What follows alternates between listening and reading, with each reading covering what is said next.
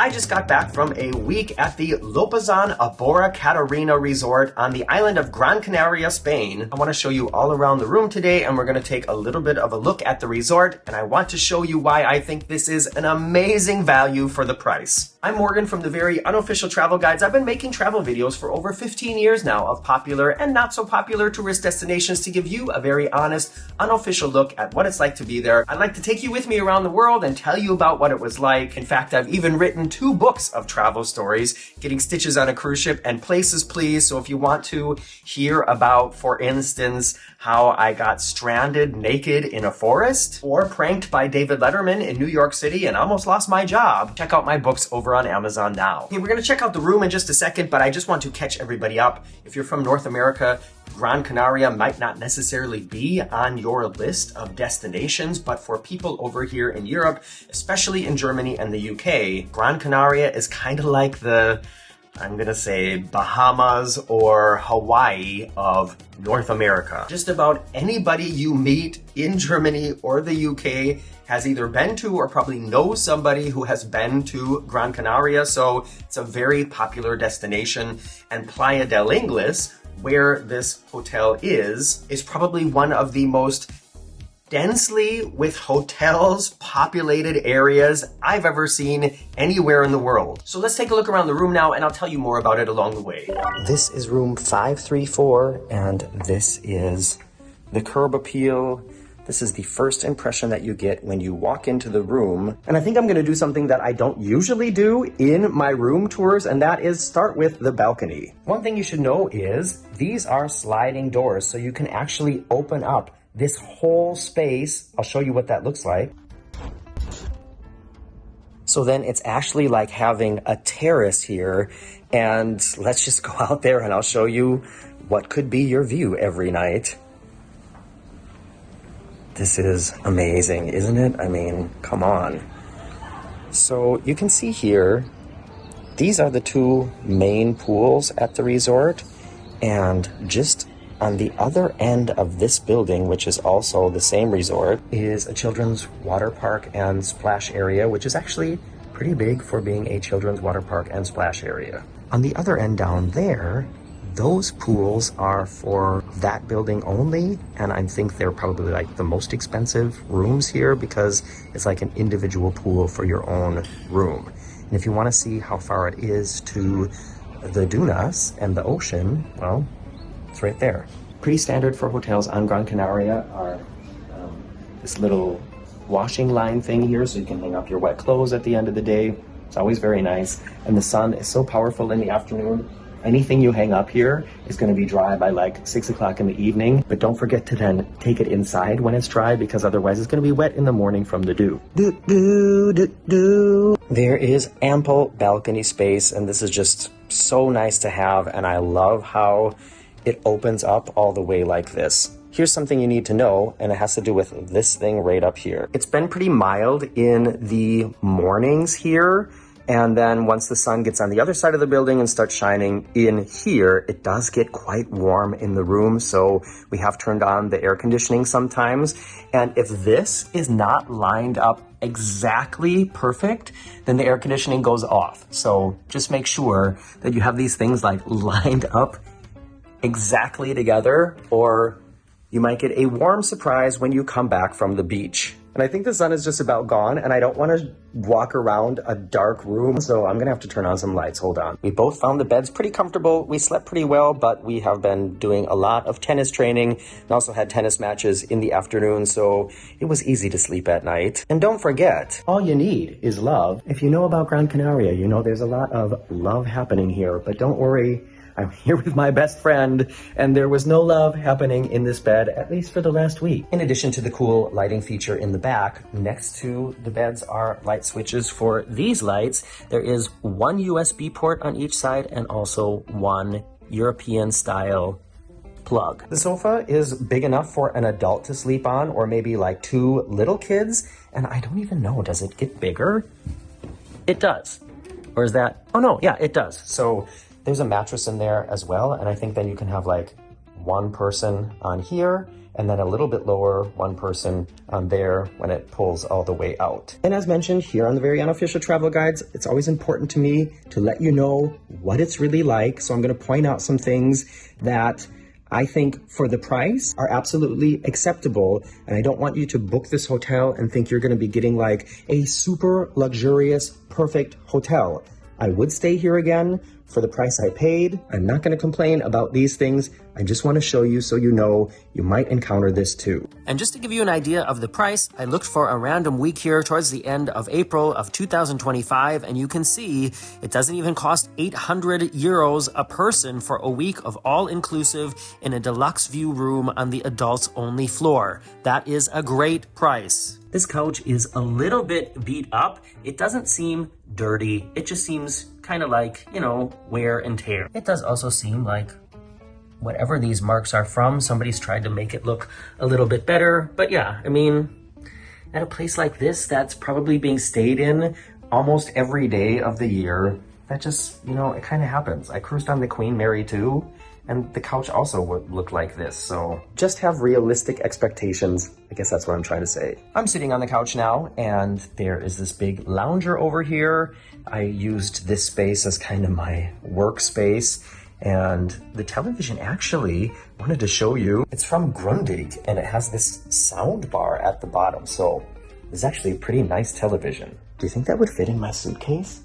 The room is quite spacious. We're two grown men here, and we had enough space and weren't getting in each other's ways when we were trying to get ready at night. Interesting to note, this is the closet area here, and it looks like it used to have doors, and they just removed the doors to make it a little bit more open.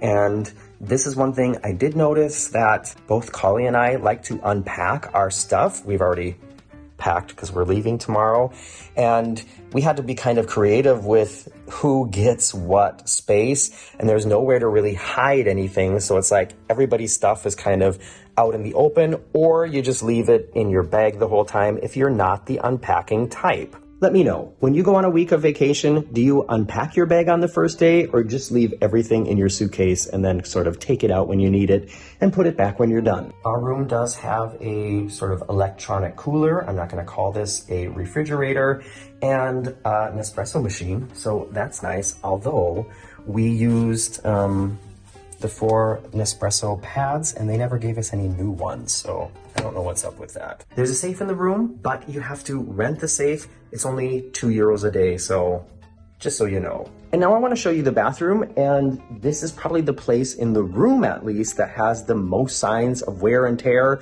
But like I said, for the price, for a week of all-inclusive, I'm just not going to let it bother me. The bathroom door is Morgan approved. It is a real door that closes all the way and is not see-through. And this is what you're looking at in the bathroom, a very wide sink with a little bit of space on both sides to put your stuff. And there is lotion and soap here provided. That actually smells pretty good. And I don't know if all rooms have this, but we also got here a cleansing milk, a tonic, and a body scrub, so bonus. The shower has a handheld shower and also a small sort of rainfall shower. This category of room does not have a bathtub, and there is no way to shower without making a huge puddle of water over here. While we're in the shower here, let me just interject that we did have a lot of problems with water pressure and temperature during the week. Later in the afternoon, when everyone was coming back from the pool or beach, we did have some cool showers. So if you can shower late at night or when you get up in the morning, we found the temperature to be a little more consistent. And that leads us to one of the first major signs of wear and tear here. This thing here is, you know, kind of falling apart, and there's a little bit of mold there. I think it's probably kind of hard to keep that clean because it's just like wet all the time. And when the friendly painters painted this door frame, they also painted the rubber here. And of course the paint's not gonna stay on that. So, I mean, it doesn't look nice, but like I said, for the price, whatever. All this here looks like it's been freshly painted within the last few months. So this area all looks fantastic. It's just here and there, there's little signs of wear and tear. You can see The elevator that's on the right side when you're in the lobby is also really kind of just needs a little bit of a sprucing up. It feels dark in here. It feels kind of old. I've also stayed at the Lopesan Costa Melineras on the other side of the dunes, which is like an ultra luxury resort. And I paid, I think, 2,500 euros for the week there, and it wasn't all in. And if I had a door frame that looked like that over there, I definitely would say something about it for that price. But for the price here, you know, whatever. Let me show you a little bit more around the resort. While we're walking around, please consider subscribing if you haven't done it yet, and make sure you give me a thumbs up. The lobby space seems newly renovated, and when you enter, the front desk and elevators are on the right side, and the snack area and drink station is over on the left. In between, there are many seating areas, as well as a nice terrace outside that kind of becomes the balcony for the nightly performances. These shows were mostly a mix of people dancing and lip-syncing to music and scenes. We saw them work their way through the entire Grease soundtrack one night, and it was a nice distraction. They certainly did their best, but I wouldn't say that the shows are anything that you should really look forward to when you're here or a reason to book this resort. Just see it as a nice bonus of something to do in the evening before the kids go to bed or before you hit the town. Underneath the lobby is the main dining room. Breakfast, lunch, and dinner is served in this area, and there are no further sit-down restaurants at the resort. You know, sometimes all-in resorts have like a main restaurant and then an additional, let's say, Italian restaurant or some other kind of upcharge restaurant, but that is not the case here. If you eat meat, and especially fish, I think you will be very happy with the food selections. I mean, remember the price, people, and look at some of these things that were offered. If you know cruise ships, I would put this above MSC and Costa Cruises as far as quality and especially variety goes for sure. I don't eat meat or fish, and some nights I had to find myself content with a salad and a plate full of pizza, but I think most people aren't as picky as I am, and altogether the food seemed excellent. I saw at least 3 drink stations in the buffet area where you can grab your own drinks, as many as you like, and if you want to order something that is not available at the drink station, you can ask one of the restaurant staff for the menu. I found the prices for a bottle of wine to be fair, especially compared to what you pay on cruise ships, for example. The house beer was Amstel, which I really enjoy drinking. The house red wine was really not so good, but the sangria was pretty tasty. And if you mix the red wine with sangria, then yeah, that's kind of an interesting compromise.